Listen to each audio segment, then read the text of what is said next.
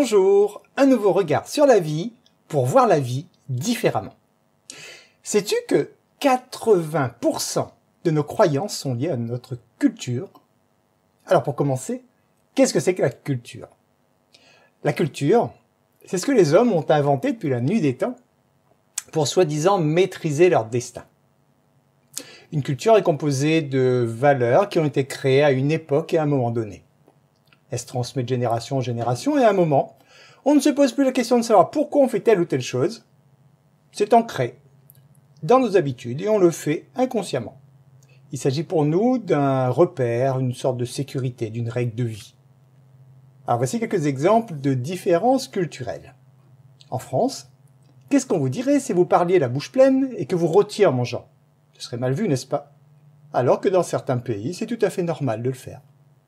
De même qu'en France, il est impoli de ne pas finir son assiette, parce que ça sous-entend que le repas ne nous a pas plu, et bien figure-toi que dans certains pays asiatiques, le fait de finir ton assiette, tu sous-entends que tu n'en as pas eu assez. Autre exemple, en France, lorsqu'on lève son verre pour faire chin-chin, je te déconseille de le faire face à un japonais, parce que pour lui, chin-chin, ça signifie tout à fait autre chose, et ça le fera bien rigoler. Il existe des différences culturelles énormes. Nouvel exemple, le signe utilisé en France pour dire au revoir signifie en Chine « viens ici », ce qui est loin de signifier donc la même chose. Le signe « OK » en France est interprété comme un signe obscène en Russie. Le signe « stop » en France signifie « va en enfer » dans certains pays. Ou encore, quand tu fais ça sur le bord de la route, quand tu fais du stop, ça pourrait vraiment être interprété tout à fait différemment dans certains pays. On se base donc sur notre culture pour juger les autres.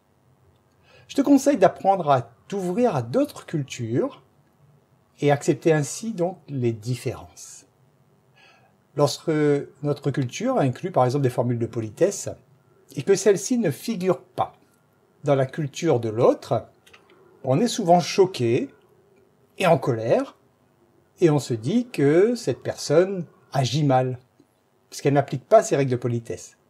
Ce n'est pas qu'elle veut te blesser, mais c'est tout simplement que ça ne fait pas partie de sa culture. Dès lors que nous rencontrons des personnes d'une culture différente de la nôtre, on a tendance à la juger, au lieu d'accepter le fait qu'elle a, comme nous, hérité de sa culture, et que son point de vue, selon son point de vue, elle agit correctement. Ces différences de culture, ça crée des conflits de toutes sortes parmi les humains. Ces conflits reposent donc sur des règles qui ont été établies par des humains, la culture.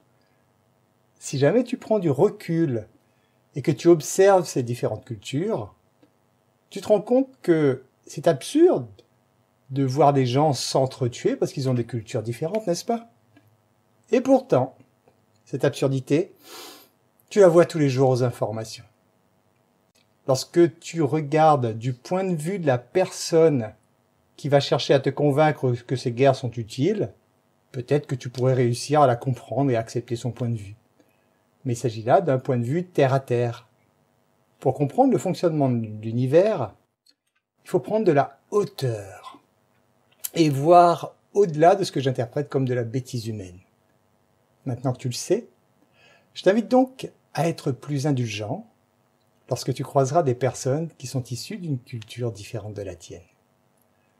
L'amour, les sentiments et les émotions sont, eux, universels.